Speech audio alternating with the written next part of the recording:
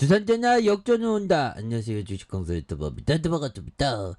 자, 현대 두산 인프라코 15,416원에서 과도한 하락선에서 다시 한번 역전. 그래서 현대 두산 인프라코는 우크라이나 어떤 재건 관련주로 묶이는데 이때는 기회야 보면. 그래서 이럴 때는 또 우리가 주시장에서 항상 인내의 시간이 필요할 때가 있습니다. 매번 있는 일이죠.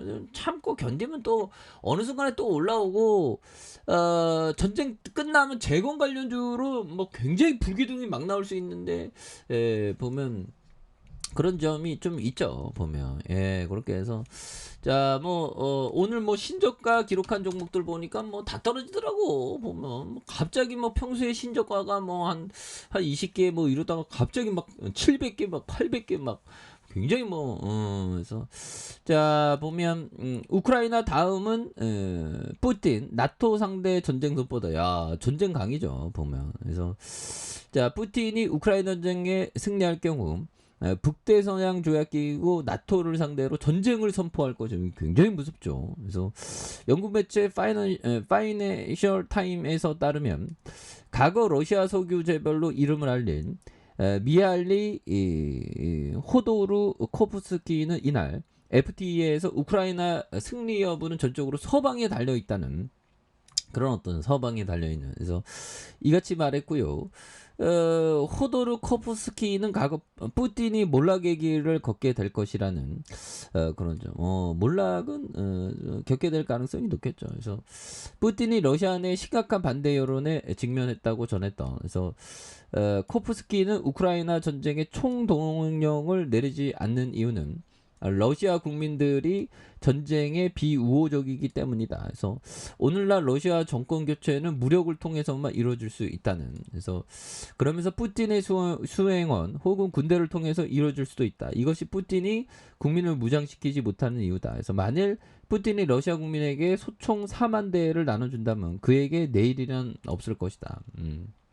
그래서 이런 부분. 그래서 참 보면 푸틴이 굉장히 우리를 똑당하게 하는. 그래서 요즘에 뭐 코인도 떨어지고 그 주식도 떨어지고 부동산도 어렵고 굉장히 뭐 자산 시장은 좀 많이 이렇게 연계가 많이 되어 있는 것 같아요. 그래서 보면 오늘도 좀 많이 와르륵 떨어져요. 그래서 환율에 대한 부분이 정부가 이게 환율 방어 안 하나, 환율이 뭐 지붕 뚫고 하이킥이 되는 그런 부분이 또 나오고 있죠 보면. 그래서 코스피 끝없는 추락과 경기 침체 우려에 대한 부분. 근데 이런 어떤 경기 침체, 금리 인상 뭐 이거는 과거 역사를 보면 이 정도면 바닥권일 가능성이 높습니다. 지금까지의 어떤 객관적인 상황. 근데 뭐 또 다를 수도 있겠지만 이 정도면 하락을 할 만큼 한 거죠. 그래서 코스피가 경기 침체 우려로 인한 외국인들 매도세에 2,400선마저 내주었던. 그래서 코스피에 대한 부분. 그래서 투자자별로 기관과 개인들 뭐 이렇게 되는데, 보면 이 부분에서 하나금융연구원은 국내 증시는 한국 수출 및 주요국 제조업 지수의 발표를 앞두고 경기감이 고조되면서 하락을 했고요. 이번 주 특별한 이벤트가 부재한 가운데 2분기 실적 시즌 앞두고 영업이익에 대한 어떤 방어가 가능한 종목군에 관심을 가질 만한 그런 부분이 또 필요하다라고 얘기를 해주고 있죠. 그렇게 해서 뭐 시장에 대한 부분, 현대 두산인프라코 다시 한번 또 강력한 모습 또 보여줄 수 있어요 보면. 그렇게 해서 보면 1조 1,000억, 그리고 외국인들이 8.07, 그리고 액면가가 1,000원인 이런 점에서 미래에셋 자산에 대한 부분, 삼성자산, 뭐 KB자산, 하나자산 뭐 이렇게 되죠. 그래서 현대제누인이 33.35가 되는. 그래서 보면 6,500만 주 가량 이상 이렇게 되겠고요. 두산인프라코 우리사주가 6.78, 그래서 1,300만 주 가량 되겠고, 국민연금이 1,000만 주 가량 이렇게 되는 모습, 뭐 굉장히 저평가되어 있는 모습을 많이 보여주고 있습니다. 그래서 2005년 4월 사명을 두산인프라코로 변경했고요.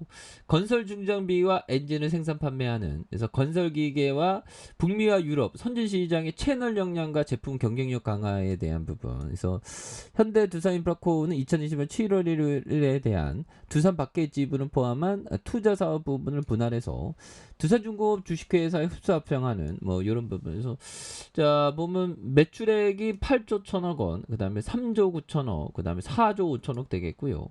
영업이익이 8,404억 원, 2,644억 원, 2,645억 원 되는 그런 점에서 자본 총계가 4조 2천억, 4조 4천억, 1조 3천억 되는 그런 점에서 결국에는 뭐 좋지요. 보면 ROE가 11.59, 6.47, 24.63 요런 부분. 그래서 현대두산인프라코, 그래서 인천 동구 뭐 이렇게 해서 보면 계열사도 인큐브 솔루션, 계열사 이거 잘 나가는 계열사들 많네 보면. 그렇게 해서 다시 터닝할 수 있습니다. 그래서 현들아, 그러기엔 또 자신감을 또 가져야 됩니다. 보면 그렇게 해서 요 부분 한번 보도록 하겠습니다. 자, 캠피셔 형이 얘기했던 요 좀 볼까요? 주식 시장을 이기는 유일한 방법은 남들이 아직 모르는 상식에 투자하는 것이다. 뭐 이런 어떤 점을 캠피셔 형은 말해준. 그래서 버피청은 뭐 일반 투자자는 시장 평균을 이길 수 없다고 얘기를 하죠. 그래서 그만큼 요즘에 주가 떨어지면 좀 그만큼 좀 쉽지 않은 것 같아요. 근데 상식선에서 또 건전하게 투자한다면 충분히 이길 수 있습니다. 그래서 캠피셔 형이 얘기했던 주시장 이기는 유일한 방법은 남들이 아직 모르는 상식에 투자하는 것이다. 상식에 투자하는 거 굉장히 어떤 중요한 그런 부분이 되겠죠. 그래서 상식적으로 좋은 기업인데 너무 과도하게 떨어져. 특히나 그 요즘에 뭐 불황이다, 불황이 온다. 뭐 실질적으로 우리의 삶은 사람들 막 놀러 다니고 뭐 신났는데 뭐 보면 불황이 올까요? 그래서 경제는 하나의 허구일 가능성이 많습니다. 그래서 주식은 결국에는 기업에 투자하는 거죠. 그래서 현대두산인프라코 추가 과도하게 하락했잖아요, 형들아. 이런 어떤 부분에서 다시 한번 또 역전에 대한 부분이 굉장히 어떤 세게 나올 수 있는 모습은 또 충분히 보일 수 있겠고, 자 1번에 대한 부분, 안 좁니다, 형들아. 너무나도 또 과도하게 주가가 이렇게 또 빠진 상황에서 다시 뭐 거래량 터져주고 다시 역전의 슈팅이 강하게 일 수 있는 그런 어떤 모습도 충분히 볼 수 있다. 뭐 그렇게 좀 말씀을 드리고 싶네요. 예. 자, 아래 카페에서 좀 확인하시고요. 좋아요, 구독하기, 알람 설정까지 해주셨던 모든 분들 감사합니다. 사랑합니다. 축복합니다. 요것입니다.